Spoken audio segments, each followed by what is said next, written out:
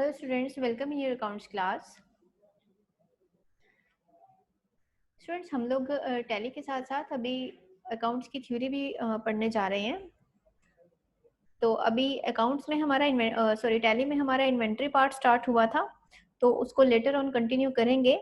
But first of all just let's move on to accounts theory.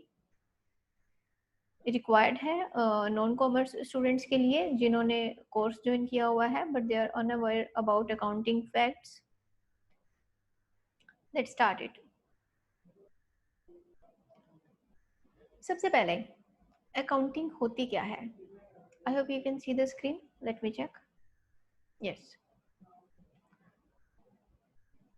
सो सबसे पहले definition of accounting.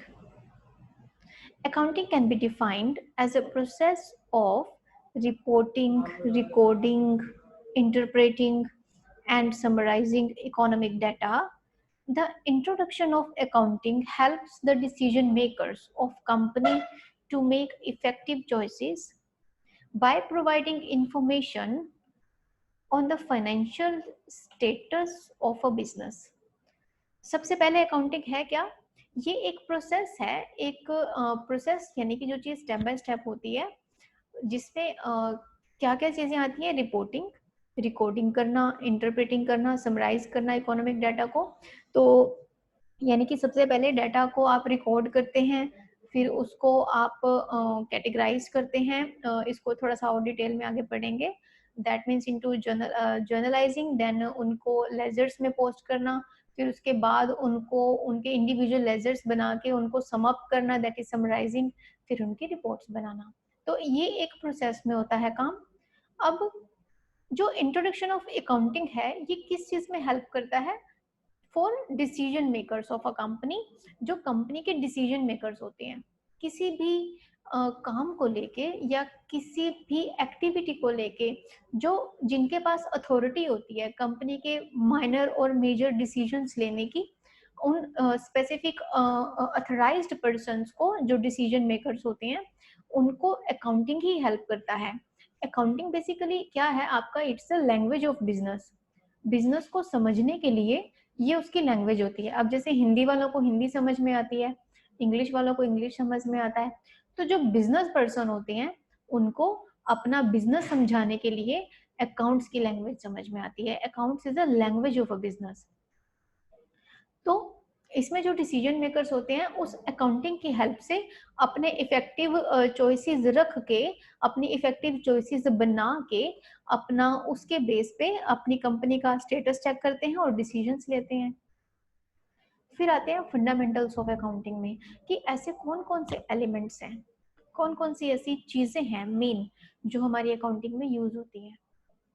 सबसे पहले आते हैं the main and important part, assets. Assets में सबसे पहले देखें, it's the main core of a business, the economic value of an item which is possessed by the enterprises and it is referred to as an asset। जो क्या है? Company की अपनी होती है, एंटरप्राइज की खुद की होती है, वो क्या है? Asset. To put in another words, assets are those items that can be transformed into cash or that generates income for the enterprise shortly। तो अभी ये क्या है? इसको दूसरे वर्ड्स में देखें, एसेट्स वो आइटम्स हैं जो हमारी कैश फॉर्म में ट्रांसफॉर्म की जाती हैं और जो इनकम जनरेट करने के लिए एक सोर्स होती हैं आपकी एंटरप्राइज की, कि हम इनको बेच बेच के नहीं पैसा लेते। तो basically it can be converted into cash at any time. Further more further we will be discussed will be discussing the assets part, that how many types are of there with examples. So for now we can just say that it's a basically can transform into the cash, whether it is a current assets or whether it is a fixed assets। तो basically ये आपका income को generate करने में help करती हैं।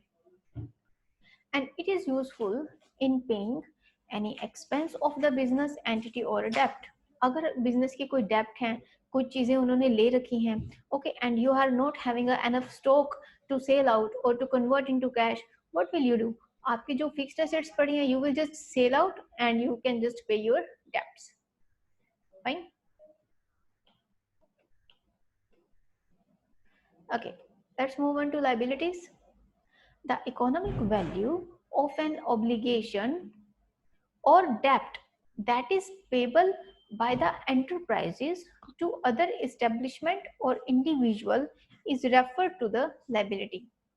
एक वो economic value that is a monetary term जो आपकी ऑब्लिगेशन है या आपका डेप्ट है, यानी कि आपको ये पे करना है, कंपनी के लिए ये पेबल चीज है, तो टू अदर इस्टेब्लिशमेंट जो उन्होंने दूसरी कंपनीज या किसी इंडिविजुअल का आगे देना है, उसको क्या कहते हैं? लाइबिलिटी। और स्टूडेंट्स अभी गूगल क्लासरूम में जो आप हो, सॉरी जूम क्लास में जो आप हो, अटेंडेंस लगाया करो गूगल क्लासरूम में डेली बेसिस पे।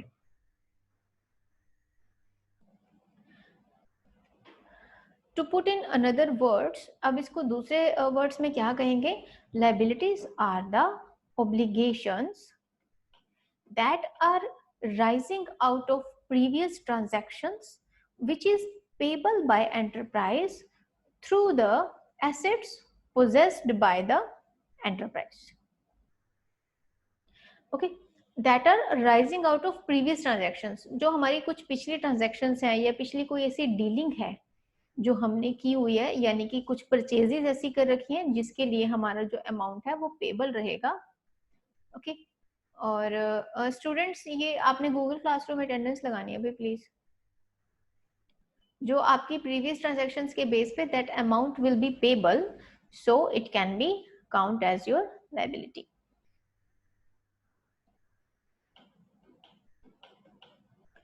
नेक्स्ट आते हैं, what are the objectives of accounting?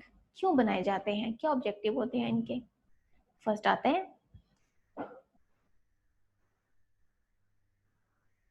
To maintain a systematic record of a business transaction. अब देखो, आपकी चाहे बिजनेस ट्रांजैक्शंस हैं या फिर आपकी कोई भी ऐसी मॉनिटरी टर्म है जिसको अगर आप ना रैंडमली ऑर्गेनाइज करते रहोगे, आगे पीछे लिखोगे, इधर उधर लिखोगे, तो अल्टीमेटली अगर हम उसे देसी लैंग्वेज में कहीं है तो वो खलारा ही, ठीक है। अब जैसे आप अपने घर की चीजें हैं उनको ऑर्गेनाइज करके रखते हैं, एकदम सेट पड़ी होती हैं, जैसे आप किसी के घर जा रहे हैं या अपना ही देख लें, तो जब दूसरे का देखते हैं ना एकदम से कि नहीं एक एक चीज बिल्कुल सेट जगह पे पड़ी है, बिल्कुल ऑर्गेनाइज्ड है, तो उसको सीखना, समझना, पढ़ना, संभालना आसान हो जाता है। ऐसे ही अकाउंट्स में जब आपके मॉनिटरी टर्म्स हैं तो उसमें आप मतलब ये नहीं है कि अगर किसी का पैसा हमने देना है तो आप अपनी किताबें छानेंगे, आगे लिखा था, पीछे लिखा था, कहाँ लिखा था पता नहीं। तो चीजें बड़ी लॉजिकल और सिस्टम से होनी चाहिए। सिस्टम में क्या आती है? चीजों को स्टेप बाय स्टेप करना, एक एक चीज को बड़े अच्छे से देख परख के सोच के बिल्कुल अलग अलग अलग अलग करके उसको आप ऑर्गेनाइज करके रखते हैं, तो सिस्टमेटिक रिकॉर्ड बनाना। अब इसको चाहे आप एग्जांपल से रिलेट करके देखें, मैं बड़ा इसको कॉमन सा एग्जांपल दे रही हूँ, जैसे हम लोगों के घर में इस चीज को गर्ल्स बहुत अच्छे से सुनेंगी, सुनती और समझ सकती हैं कि जैसे आप लोगों ने वो क्लोथ्स वॉश किए होते हैं ना, तो जब वो अपना सूख के वो एकदम से आपने भंडेर उसका रखा होता है, अगर आपको कोई रैंडम निकालना हो, उसमें से चूज करना हो, तो आप क्या करेंगे? वो सारों को निकाल के अलग अलग करके फिर उसमें से एक निकालते हैं, कितना टाइम लगता है ना आपको उसमें। तो ऐसे ही अगर वही वाले जो आपके कपड़े हैं, अगर आपने उसको कैटेगराइज करके सिस्टम से रखा हुआ है कि ये ऑफिस के हैं, ये घर के हैं, और ये हमारे अपना अंदर बार के हैं, या ये नाइट के ये रफ हैं, ये हमारे स्पेसिफिक पार्टी के हैं, तो बिल्कुल सेगमेंट्स में आपने उसको कैटेगराइज करके रखा हुआ है। तो जैसे ही आप अपना अलमीरा खोलेंगे, आपको जो चाहिए होगा ना, आपको पता होगा कि मैंने इस बॉक्स में इस जगह पे इनको तह लगा के ऐसे रखे हुए हैं, ठीक है, अलग अलग सेगमेंट्स में, तो आपको वो निकालना इजी रह जाता है। ऐसे ही हर एक चीज, अब सिस्टम से कोई भी चीज, चाहे वो अकाउंट्स की हो चाहे कोई भी हो, वो सिस्टम से होगी तो उसे सीखना इजी हो जाता है, उसे करना इजी हो जाता है। तो things must be systematic on everywhere, everywhere.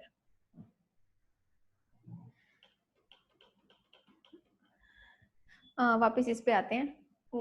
वो एक्चुअली गर्ल्स ने ज्वाइन किया हुआ ना क्लासरूम, तो हमारे एग्जाम्पल भी गर्ल्स वाले ही निकल रहे हैं, मुद्दे से भटक जाते हैं। चलिए वापस आते हैं इस पे।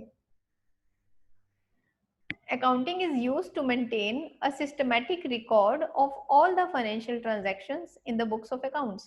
अब अकाउंटिंग क्या है, किस लिए यूज की जाती है? जो हमारी फाइनेंशियल ट्रांजैक्शंस हैं, जो आप जर्नल एंट्रीज पास कर रहे हैं या जो लेन देन कर रहे हैं, उनका सिस्टम से रिकॉर्ड बनाना। जैसे आज की डेट में हमने कोई डीलिंग की, तो उसका रिकॉर्ड आज की डेट में दर्ज होगा।